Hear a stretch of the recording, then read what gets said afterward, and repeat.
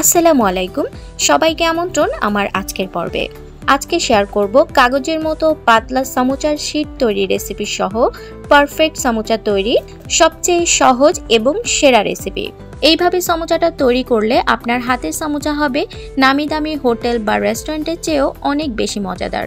আর এই সামোচাটা আপনি যাকেই খাওয়াবেন সেই কিন্তু আপনার ফ্যান হয়ে যাবে। আর এটা কিন্তু বানিয়ে দীর্ঘদিন পর্যন্ত সংরক্ষণ করেও রাখতে পারবেন। ঝটপট যে কোনো অতিথি আপ্যায়ন বা বাচ্চাদের টিফিনে কিন্তু অনায়াসেই সার্ভ করতে পারবেন। তো আশা করছি আজকের রেসিপিটি আপনাদের সবার অনেক কাজে আসবে। ভিডিওর মাঝে অনেকগুলো টিপস শেয়ার করব, তাই ভিডিওটি স্কিপ না করে পুরো ভিডিওটি দেখার আমন্ত্রণ রইল। তো রেসিপি ভালো লাগলে চ্যানেলটিকে সাবস্ক্রাইব করে আমাকে সাপোর্ট করবেন। চলুন তাহলে এর প্রস্তুত প্রণালী দেখে নেওয়া যাক।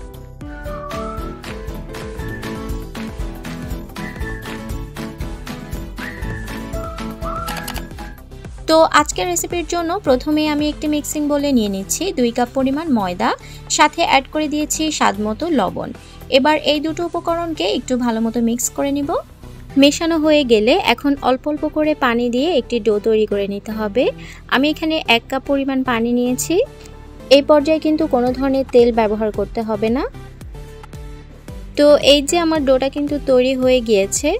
এই পর্যায়ে আমি এর উপরে সামান্য পরিমাণে তেল মেখে নিয়েছি। এখন এটাকে ঢাকনা দিয়ে ঢেকে 10 থেকে 15 মিনিটের জন্য রেস্টে রেখে দিব। তো ফিরে এলাম 10 মিনিট পর। দেখতে পাচ্ছেন এর মধ্যে ডোটা কিন্তু অনেকটাই সফট হয়ে গিয়েছে। এখন এটাকে আরও কিছুক্ষণ মথে নিতে হবে। ডোটা কিন্তু খুব বেশি নরমও হবে না, আবার একেবারে শক্তও হবে না। এখন আমি ডোটাকে ছোট ছোট লেচি কেটে নিব। তারপর এগুলো দিয়ে ছোট ছোট রুটি তৈরি করব।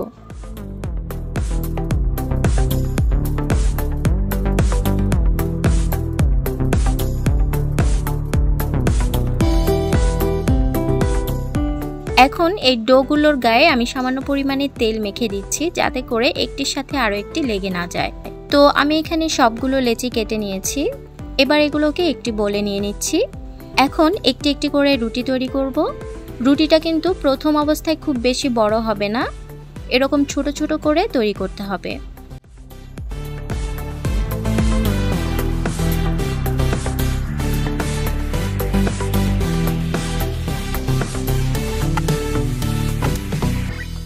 তো প্রথমে আমি এখানে 7টা রুটি তৈরি করে নিয়েছি।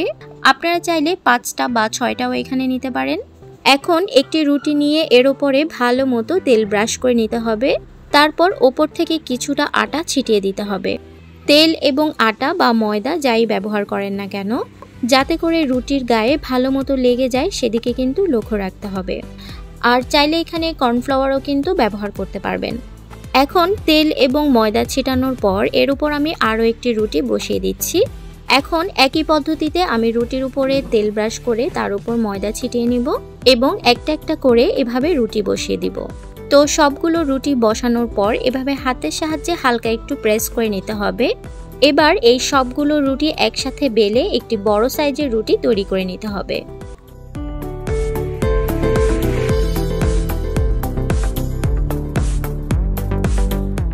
তো দেখতেই পাচ্ছেন আমি এখানে একটি বড় সাইজের রুটি তৈরি করে নিয়েছি। রুটিটা ঠিক এরকম মোটা হবে। এখন আমি রুটিটাকে সেঁকে নিব। তার জন্য চুলায় একটি প্যান একদম লো আঁচে গরম করে নিয়েছি। এবার রুটিটাকে দিয়ে এটাকে সেঁকে নিতে হবে। এই পর্যায়ে চুলার আঁচ থাকবে সর্বোচ্চ লোতে। কোনোভাবেই কিন্তু চুলার আঁচকে বাড়িয়ে দেওয়া যাবে না।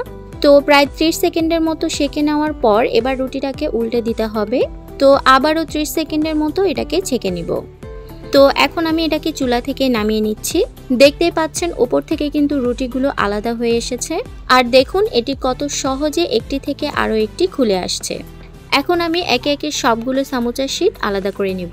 দেখতেই পাচ্ছেন একটি শীটও কিন্তু এখানে নষ্ট হয়নি বা ছিঁড়ে যায়নি। আর এটি কতটা পাতলা হয়েছে সেটা নিশ্চয়ই আপনারা স্ক্রিনে দেখেই বুঝতে পারছেন।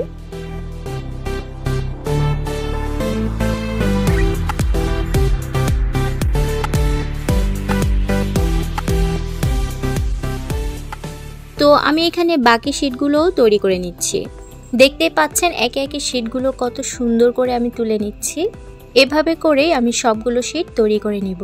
এই শীটগুলো দিয়ে কিন্তু খুব সহজেই সমোচা, অন্থন, স্প্রিং রোল খুব সহজেই বানিয়ে নিতে পারবেন।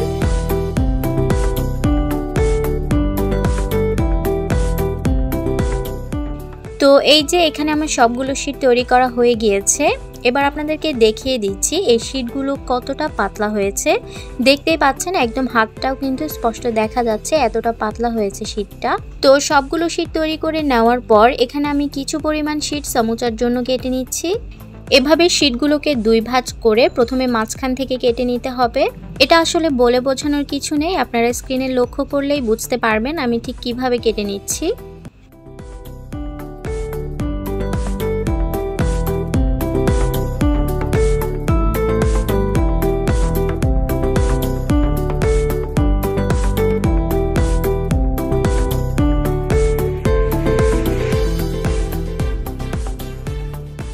তো এভাবে করে আমি সবগুলো সমুচার শীট কেটে নিয়েছি, দেখতে পাচ্ছেন।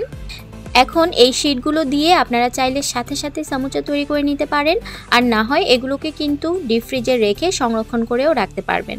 যে কোনো এয়ারটাইট বক্স, পলি ব্যাগ বা জিপলক ব্যাগে ভরে এগুলোকে ডিপ ফ্রিজে রেখে দিলে এটা কিন্তু অনেক দিন পর্যন্ত সংরক্ষণ করা যাবে।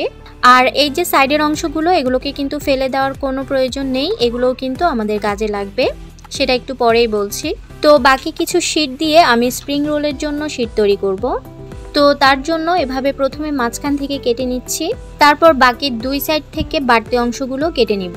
এই শীটটা দিয়ে আমি ছোট ছোট স্প্রিং রোল তৈরি করব, তাই একটু ছোট করেই কেটে নিচ্ছি।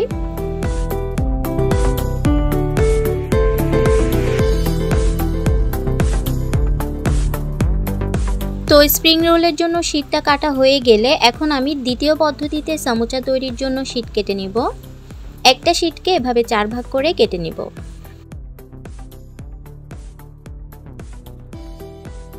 এখন চাইলে এই শীটগুলোকে সংরক্ষণ করতে পারেন।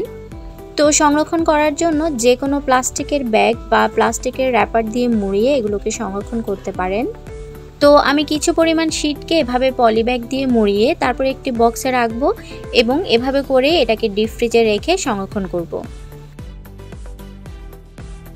এখন সমুচার জন্য পুর তৈরি করব। তার জন্য আমি এখানে কিছু হাড় ছাড়া মুরগির মাংস নিয়েছি। এবার এগুলোকে কিমা করে নেব।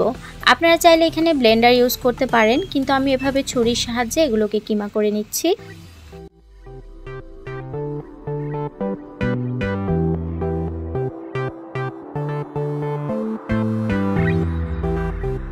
তো এই যে মুরগির মাংসগুলো কিমা করা হয়ে গিয়েছে, এবার আমি এগুলোকে একটি পাত্রে ঢেলে নিচ্ছি। এখন এতে দিয়ে দিচ্ছি স্বাদমতো লবণ, হাফ চা চামচ করে আদা এবং রসুন বাটা, হাফ চা চামচ লাল মরিচের গুঁড়ো, হাফ চা চামচ জিরা গুঁড়ো, সামান্য পরিমাণে লেবুর রস, সবশেষে দিয়ে দিচ্ছি 1/4 চা চামচ পরিমাণ গরম মশলা গুঁড়ো। এবার এই সব কিছুকে ভালো মতো মিশিয়ে নিব। তারপর এটাকে 10 মিনিটের জন্য রেস্টে রেখে দিব। 10 মিনিট পর আমি চুলায় একটি প্যান বসিয়েছি এবং তাতে সামান্য পরিমাণে সয়াবিন তেল দিয়ে দিয়েছি। তেলটা হালকা গরম হলে মুরগির মাংসগুলো এতে দিয়ে দিচ্ছি। এবার নেড়েচেড়ে 2-1 মিনিটের মতো ভেজে নিব।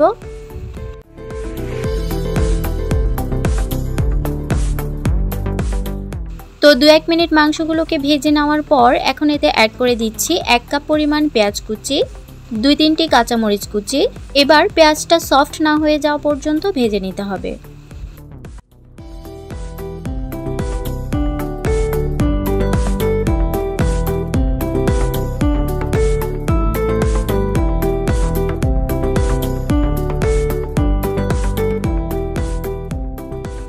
তো এই যে সমুচার জন্য আমাদের মজাদার একটি পুর কিন্তু তৈরি হয়ে গিয়েছে। এই পুরটা যত বেশি মজাদার হবে সমুচাটাও কিন্তু তত বেশি মজাদার হবে। তো এই যে এখানে শীটের যে বাকি অংশগুলো ছিল আমি সেগুলোকে এরকম মুচমুচে করে তেলে ভেজে নিয়েছি। এখন একটি পাত্রে সমুচার পুরগুলো নিয়ে নিচ্ছি, সাথে এই ভাজা শীটগুলো এভাবে হাতের সাহায্যে ছোট ছোট করে ভেঙে দিচ্ছি। হোটেল বা দোকানের সমুচাগুলোতে কিন্তু এই জিনিসটা অ্যাড করা হয়, আর এটা দিলেই কিন্তু সমুচার স্বাদ বহু গুণে বেড়ে যায়। তো সবগুলোকে আমি এভাবে গুঁড়ো করে এর সাথে অ্যাড করে দিচ্ছি এবং এগুলোকে ভালো মতো মিশিয়ে নিচ্ছি। আর এই যে তৈরি হয়ে গেল আমাদের সমুচার জন্য মজাদার একটি পুর। এখন সমুচাটা তৈরি করার জন্য আমি এখানে একটি আঠা তৈরি করে নিয়েছি, অর্থাৎ 2 টেবিল চামচ পরিমাণ আটার সাথে পরিমাণ মতো পানি মিশিয়ে এরকম আঠালো একটি ব্যাটার তৈরি করে নিয়েছি, যেটা সমুচা তৈরিতে আঠা হিসেবে কাজ করবে। এখন সমুচা তৈরির জন্য আমি একটি শীট নিয়েছি। এবার লক্ষ্য করে দেখুন আমি শীটটিকে কিভাবে ভাঁজ দিচ্ছি। এটা আসলে বলে বোঝানোর কিছু নেই, আপনারা একটু লক্ষ্য করে দেখলেই বুঝতে পারবেন। প্রথমে এভাবে একটি পকেটের মতো তৈরি করে নিতে হবে। তারপর এই অংশটাতে একটু আঠা লাগিয়ে দিতে হবে, এতে করে সমুচাটা আর খুলে যাওয়ার সম্ভাবনা থাকবে না। তো এভাবে একটা পকেটের মতো তৈরি করে এর মধ্যে কিন্তু পুরটাকে দিয়ে দিতে হবে।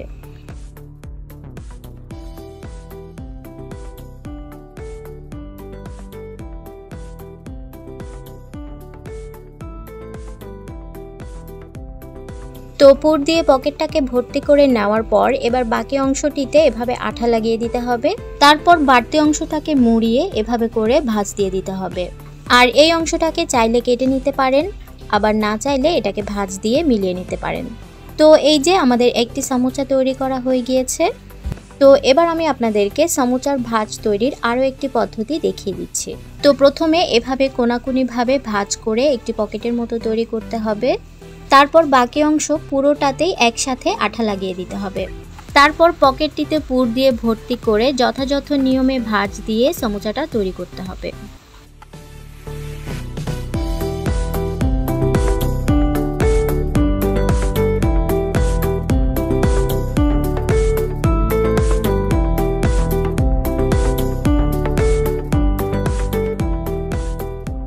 এখন আমি সমুচার ভাজের তৃতীয় পদ্ধতিটি দেখিয়ে দিচ্ছি।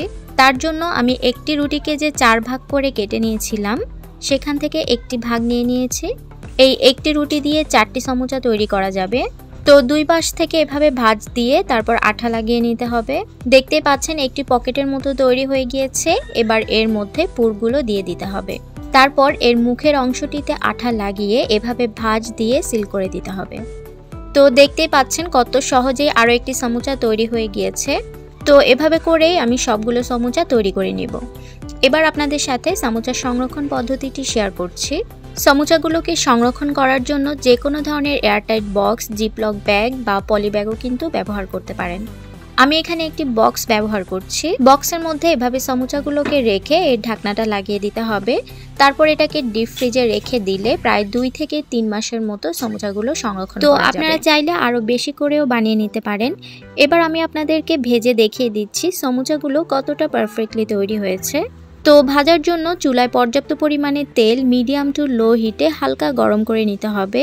তারপর একে একে সমুচাগুলো দিয়ে দিতে হবে। প্রথম পর্যায়ে কিন্তু তেল বেশি গরম করা যাবে না, মিডিয়াম টু লো হিটে রেখেই একটু সময় নিয়ে সমুচাগুলোকে ভাজতে হবে। একটা পাশ যখন ভাজা হয়ে যাবে তারপর এগুলোকে উল্টে দিতে হবে। উল্টে পাল্টে সুন্দর একটি কালার না আসা পর্যন্ত, অর্থাৎ ক্রিস্পি না হয়ে যাওয়া পর্যন্ত সমুচাগুলোকে ভেজে নিতে হবে।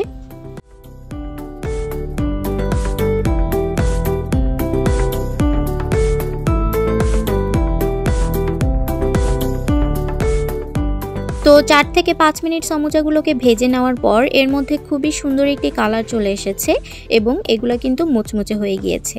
এবার এগুলোকে তেল ঝরিয়ে উঠিয়ে নিতে হবে। এই তো সেই সাথেই তৈরি হয়ে গেল দোকানের চেয়েও বেশি মজার মুচমুচে এবং মজাদার সমুচা।